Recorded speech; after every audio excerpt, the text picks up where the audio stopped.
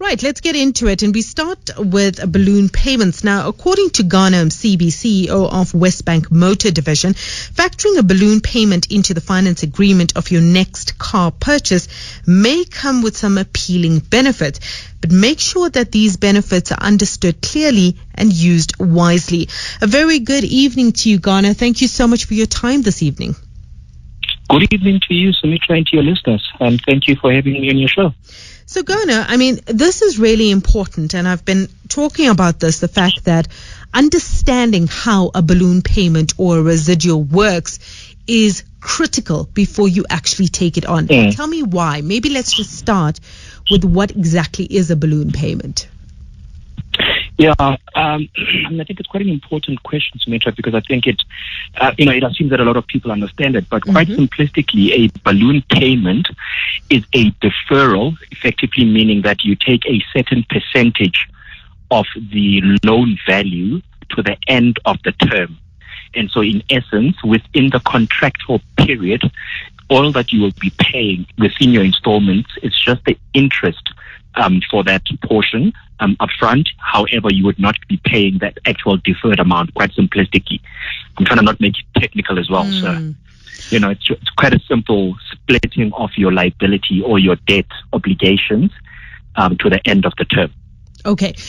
So if I have to explain this to somebody, it's really, it gives you an opportunity to pay smaller amounts upfront. That's it. But if you say, for instance, if you take balloon payments, say you take a car loan, right?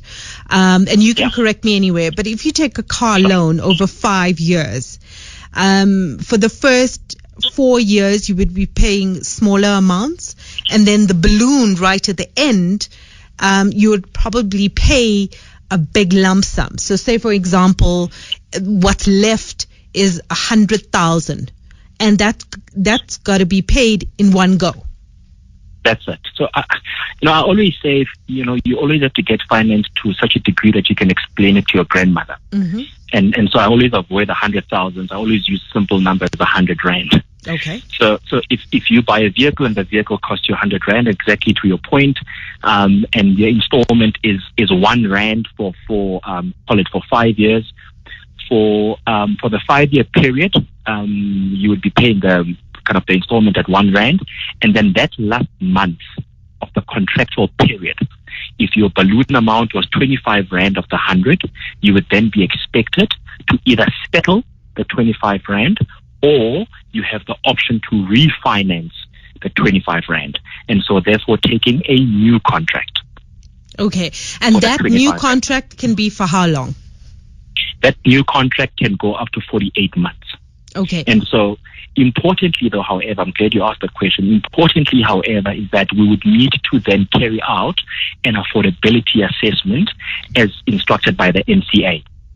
And so, the risk you may run as a consumer, if anything fundamental changes in the profile of your financials, be it your balance sheet or your income statement, you could get to a risk where you don't qualify for finance, and so therefore have to settle a lump sum. And we see this quite a bit with some of our customers, especially through these distressed, times that we're all going through. Afropolitans. Sorry about that. Afropolitans, I'm talking to Msibi. He's the CEO of WesBank Motor division, and we're talking about balloon payments. If you have one, or if you've had one, if you want to know a little bit more about it, give us a call. Ghana is able to answer your questions. The number is 086 0000959. Ghana, sorry to cut you off there.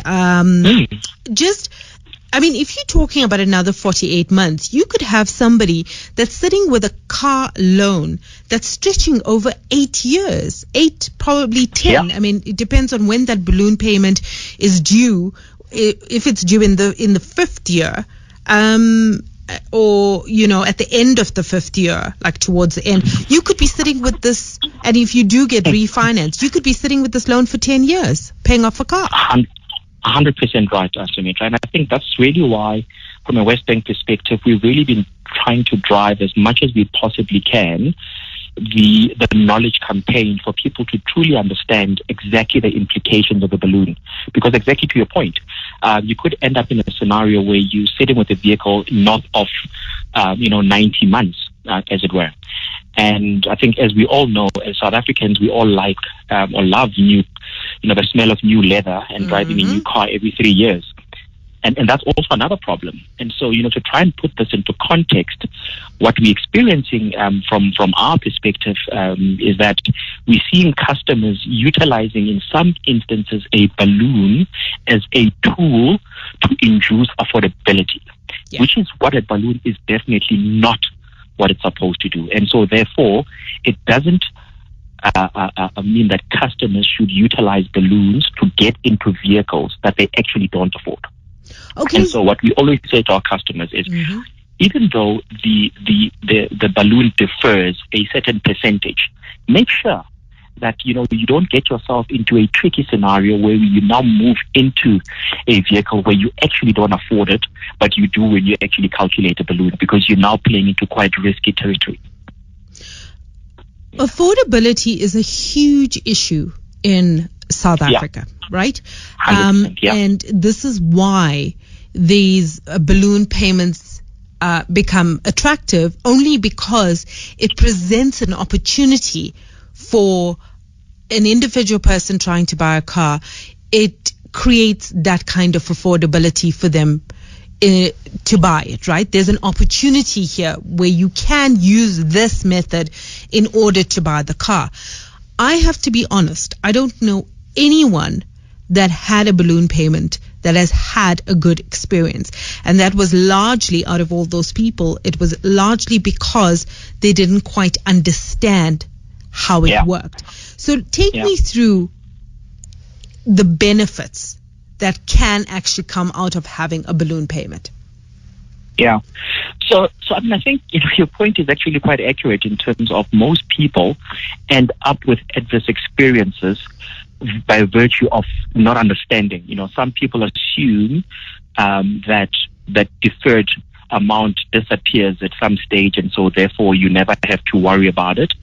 Or they want to trade out of their vehicle sooner, and so therefore not necessarily considering that liability within their break-even calculation. And so quite simplistically, if one has to kind of look at some of the intentions of a balloon payment, it's actually intended to create some short-term cash flow benefit for customers. And so if you actually use it correctly, and I'll give you a typical example that in our book, from a WesBank perspective, we've got about 10% of our total population that has balloons as self-employed.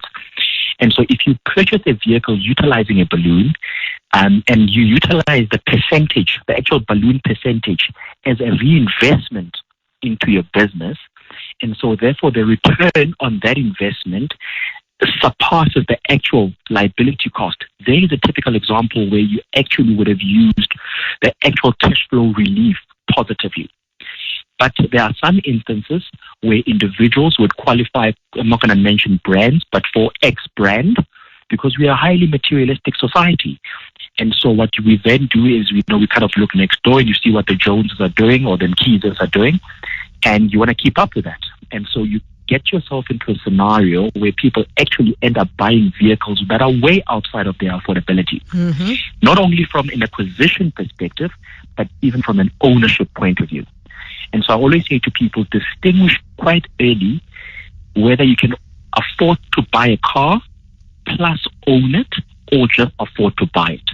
Because there's a fundamental difference between just affording to purchase a vehicle, because that's just kind of the lay down, but then there's the ownership costs.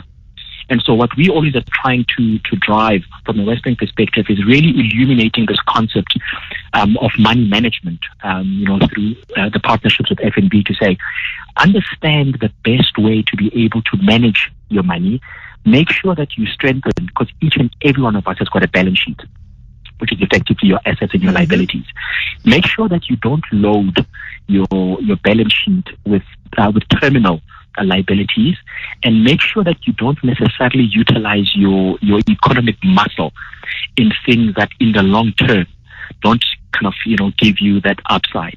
And so customers that may potentially, and I'll give you another example, that may potentially have an investment opportunity. And let's assume that, investment opportunity gives you prime plus one, whatever prime may be at the time. And you either then qualify for finance at a cost of either prime or prime less. Then even in that instance, you can appreciate that the return from a investment perspective would far surpass your cost of funding. So it's prime plus one versus prime minus. And if you use that differential through savings, you could be in a position where you are able to take that variance to settle the balloon amount and not refinance it because you've been saving it in essence, because you've kind of made that money back and you've got a surplus.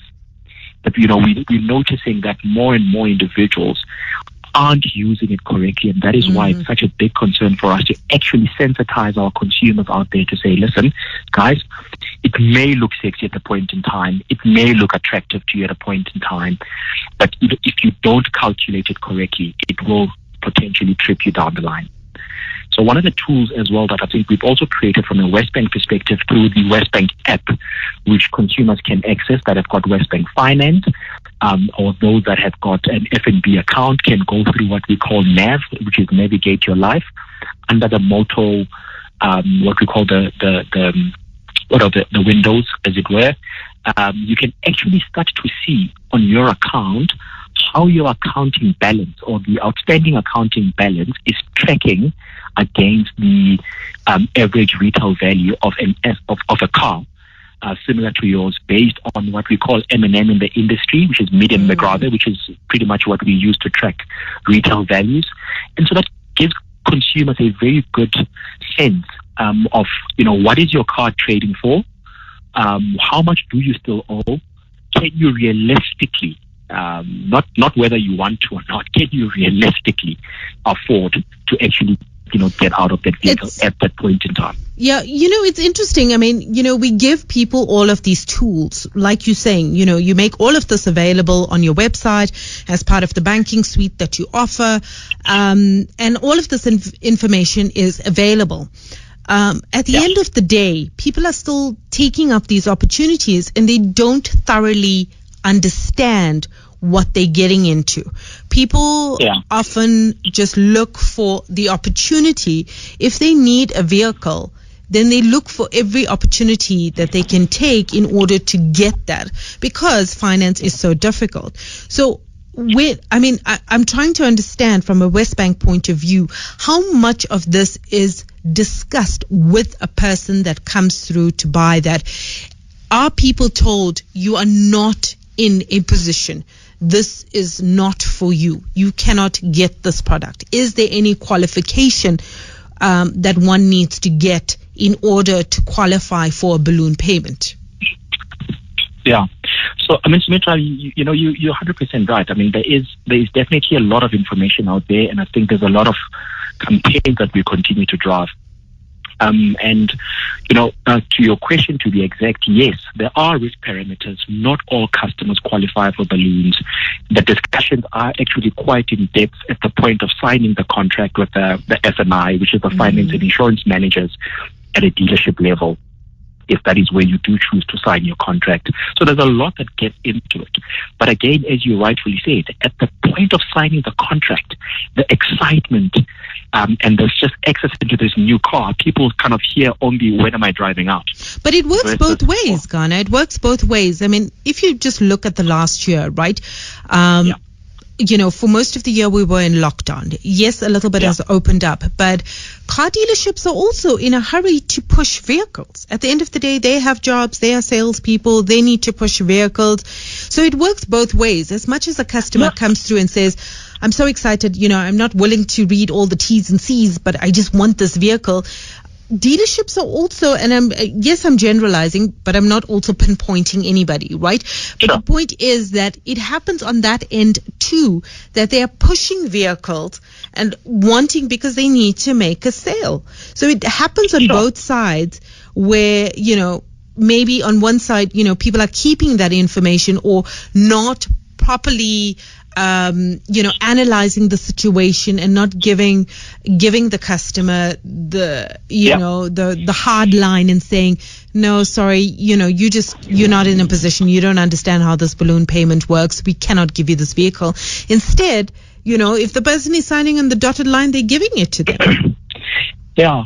So Sumitra, I think, so right there is exactly the importance of such platforms where we actually are able to democratize this information, and so that you don't rely necessarily at channel level for the decisions to be made. However, what one has to understand as well is that, as you said, it works both ways.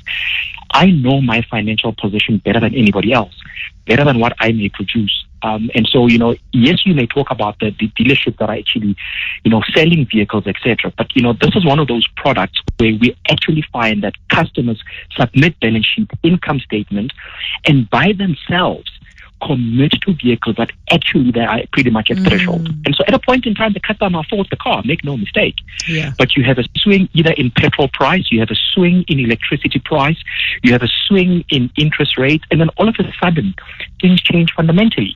Yeah. So I think and that's why I say it's about making sure that over the life of that contract, you've got enough headroom from an affordability perspective, not only to purchase the vehicle, but to afford to own the vehicle.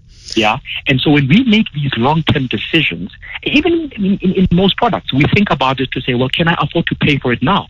And you say yes. And you say, well, because we are such an installment-led society, you kind of calculate the installment irrespective of the interest rate maybe. And, I grew up with a parent that used to take HP at the time in terms of financing furniture. And in hindsight, if I now look at what she had spent in purchasing a fridge and from some of the the furniture stores, she was effectively taken advantage of at that point in time. And so that is why we appreciate the platform that you provide for us as financiers to effectively be able to have these discussions. Frankly, it is a sad people to engage. It is a sad reality that we are still working through. It's the socioeconomics of this country, and rightly so. Everything is based on installments, on lay-bys. This is how people make it affordable. But now that, we've moved along, people need to understand, because, if you look at a balloon payment as well, even if you're not refinancing right after that 5 years, if you don't have the money to pay the balloon payment, there's an option of refinancing. Then there's also the option of selling the vehicle. But if you bought the car 5 years ago, and now because you can't pay the balloon, the lump sum that's due at the end of this finance period, this is the balloon payment that you need to pay, you would need to sell the vehicle. If you sell the vehicle after 5 years, it's depreciated. It depreciates every year. You're not also going to get what you've been paying for all this time, so you run at a shortfall. No, so maybe let me maybe correct that assertion a little bit. So when we set the levels of balloons, we consider what we call a residual value of a vehicle at a future date. Yeah. Okay, so we look at the asset type, we look at the performance of a similar asset.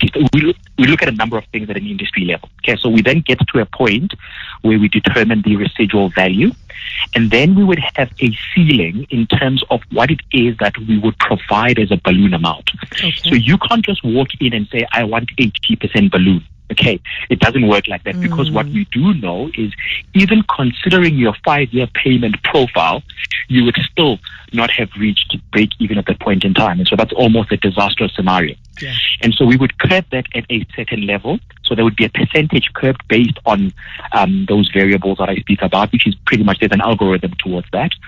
And effectively, if you retain your vehicle for full term, right, then you are highly likely to have completely bridged the actual break even and be on the positive. Because just by looking at the amortization curve, you would have paid a significant portion of your actual capital, and so all that you would be left with is the balloon amount. The balloon amount should be more or equals to the retail value of the asset on that day. More often than not, it would be higher than retail value. But it is a risk. It is a risk because you need to understand where that vehicle lies at that very point, what it's worth. No, but the issue here, Sumitra, is effectively, so it's a science. I can tell you that it's a science in terms of looking at the armored curve. The issue is trying to get out of the balloon in year 2 or year 3, right? Because effectively, through the armored curve, you have not paid enough to break even on that deal. And so if you take the outstanding amount, which you have not touched from a capital perspective, plus the outstanding balloon, then all of a sudden, your actual accounting balance lags the retail value of the asset. Okay. So there is a timing issue here. All right. In earnest. Ghana, I've run out of time, but very last question. If you get to that point where that balloon payment is now due, right? Let's use a smaller example, say 50,000. I do not have the 50,000. What are my options? Very quickly, we've run out of time. Yeah, as I said, so your options is you either refinance that if you don't have the lump sum amount, or you get in touch with your financier where you effectively have to effectively sell out the car and then get the settlement in. Okay. Because it's actually a contractual obligation to say for the last month I must pay the 50,000 rand in a lump sum. It's not an ideal situation to be in, so it's so important to understand how these balloon payments work. Ghana, thank you so much for your time this evening. It was great chatting. Thanks for those insights.